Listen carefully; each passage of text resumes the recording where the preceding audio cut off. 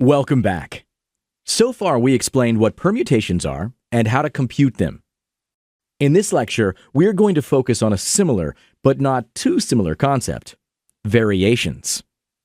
Variations express the total number of ways we can pick and arrange some elements of a given set.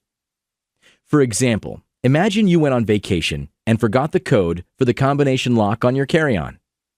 Luckily for you, the lock requires a two-letter code using only the letters A, B, and C to unlock it. We can approach the problem as we did before and explore the different positions in a specific order. Let us start with the first letter. We have three different options: A, B, or C. Suppose we chose A and move on to the next letter. Since we can repeat values, we once again have the same three options for the second letter: A, B, or C.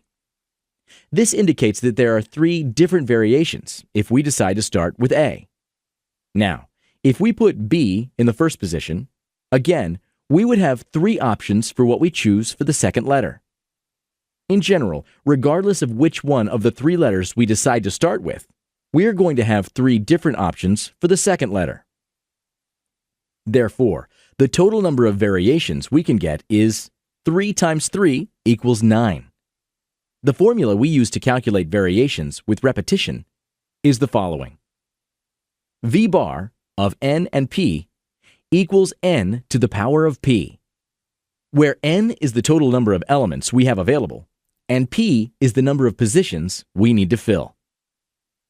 The way we interpret this notion is the number of variations with repetition when picking p many elements out of n elements is equal to n to the power of p. If we apply this to the combination lock example, we would write V bar of 3 and 2 equals 3 to the power of 2, which is equal to 9. We interpret this as there are 9 different variations of two-letter passcodes consisting of A, B, or C only. What happens if the lock could use any of the 26 letters? We would have 26 to the power of 2, which is 676 different variations. All right, now you know how to deal with variations with repeating values. Make sure to complete the exercises after this lecture to test your knowledge and reinforce what you've learned. In the next lecture, we are going to briefly explain what variations without repetition are and how to compute them. I hope to see you there, and thanks for watching.